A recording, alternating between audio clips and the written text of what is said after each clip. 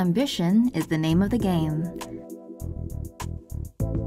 The makers of the world's largest plane have recently unveiled exactly how it plans to deploy satellites into orbit. Stratolaunch's planned lineup of launch vehicles includes the Pegasus rocket, 2 medium-lift rockets, and a spaceplane. The small payload Pegasus XL has a 370-kilogram capacity for either single or triple configuration. The Medium Launch Vehicle, or MLV, has a capacity of 3,400 kilograms.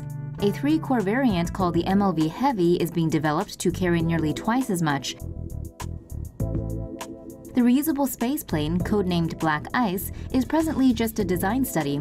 It's meant to carry cargo to and from Earth, though a follow-on variant will be crew-capable. Rather than blasting off a launch pad, the rockets will be tethered to a massive twin fuselage carrier, which boasts a wingspan of 385 feet.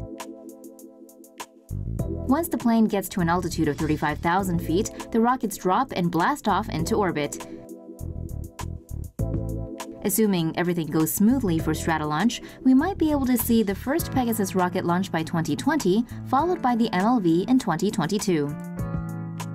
So far, the main aircraft carrier has done a taxi test, but has yet to go up in the air. It will also need to be tested and fitted for the rockets. All in all, seems like the company's got a lot of work to do. Race you to space. 3, 2, 1, blast off. SpaceX is all set to launch the world's most powerful rocket into deep space, and with it, a most unusual cargo: Elon Musk's own car. The Falcon Heavy rocket features 3 Falcon 9 engine cores that are powered by 27 Merlin engines. Instead of concrete or steel blocks that act as mass simulators, the rocket's payload will be a red Tesla Roadster. The Falcon Heavy is designed to get large payloads into space and opens up the possibility of sending manned missions to the Moon or Mars.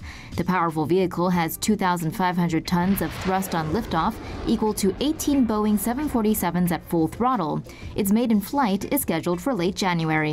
A lot of risk is associated with the rocket, which could blow up on ascent. If successful, the Tesla Roadster will be sent into Mars orbit, where it will remain for 1 billion years. On top of this, SpaceX is also aiming to land and recover all 3 of the Heavy's first-stage cores. Meanwhile, on Monday, the Dow Jones reported that lawmakers have been informed about the apparent destruction of a secretive payload, codenamed Zuma, after being taken into space on a recent SpaceX launch. The payload reportedly may have burned up in the atmosphere after failing to separate correctly from the SpaceX Falcon 9 rocket. Got $100 million or less to burn? A company formed by Boeing and Lockheed Martin want to cut back costs of putting rockets in space. Their own, that is. United Launch Alliance plans to launch their Vulcan rocket by the mid-2020s at a cost of less than $100 million. The rocket's boosters are detachable and autonomous. They use an inflatable aeroshell to re-enter Earth's atmosphere. Reportedly, the cost of a ULA Delta IV Heavy launch is $400 million. SpaceX Falcon 9 launches cost $62 million, and Falcon Heavy costs around $90 million. After deploying a parachute, the booster is caught in midair by a helicopter and taken back for reuse. That's different to SpaceX's boosters, which return autonomously using fuel. But sometimes, rockets burn all fuel reserves to get where they need to be, meaning that they don't have enough for the return journey. The upper stage of the Vulcan rocket is fueled by cryogenic hydrogen and oxygen. These are said to be more adaptable to the elements of space than rocket-grade RP-1 kerosene. This can be left in orbit where it can be refueled and used for other space-based missions. What rocket would you put your payload on? Private companies drive new space race at NASA. NASA says it soon may be able to launch astronauts from US soil to the International Space Station. Important project milestones are coming up for NASA's 2 commercial crew partners, Boeing and SpaceX, with several flight tests, including manned missions slated for 2018. Boeing is working on the CST-100 Starliner. The spacecraft can seat up to 7 and is meant to send astronauts to the space station. 3 Starliners are currently in production, with 1 set to carry astronauts next year. The pressurized vessel can be reused 10 times.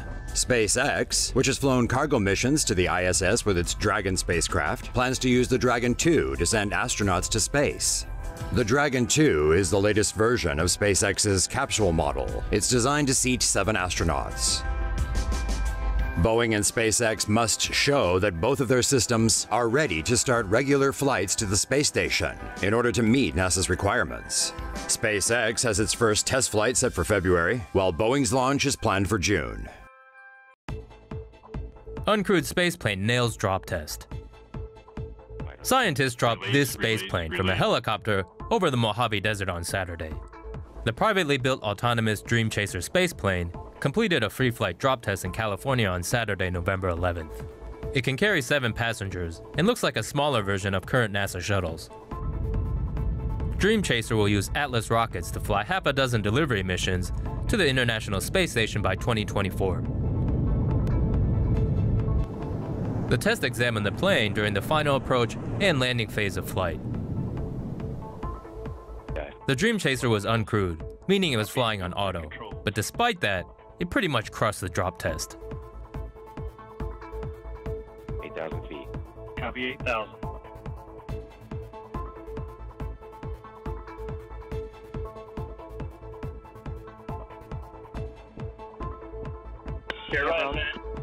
Good radar altimeters. Approach and land. PTIs. Copy approach and lands. PTIs are active.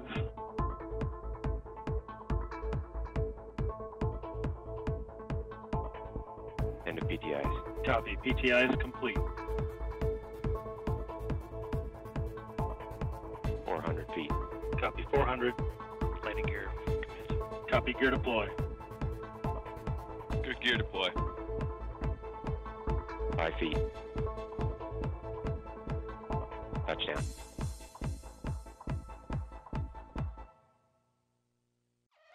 Look who's going back to the moon. The Indian Space Research Organization has announced plans to send a rover to the moon early next year, nearly a decade after its first lunar journey met with mixed success. The spacecraft for India's Chandrayaan-2 moon mission is comprised of an orbiter, a lander, and a rover, which will first slingshot around Earth before going into lunar orbit.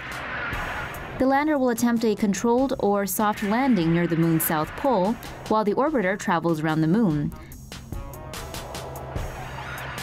Once on the surface, the lander will take thermal measurements and deploy the 6-wheeled rover to explore the lunar terrain. Among the things the mission will pay close attention to are abrasive particles known as lunar dust, which pose a significant challenge to human colonization of the moon.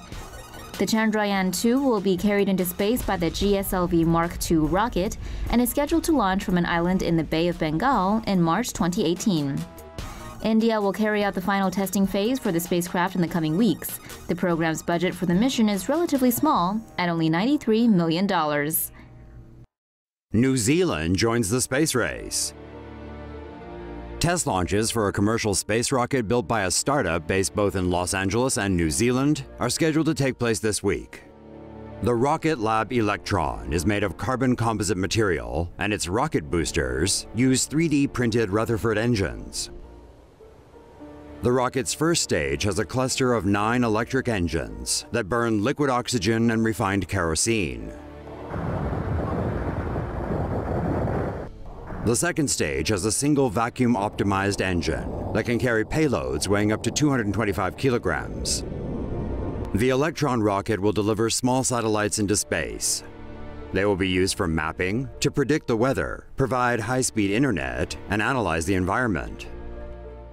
Rocket Lab plans to complete 3 test launches before the Electron is available commercially. The company plans to eventually build and launch 1 rocket per week, with flights costing around $5 million each.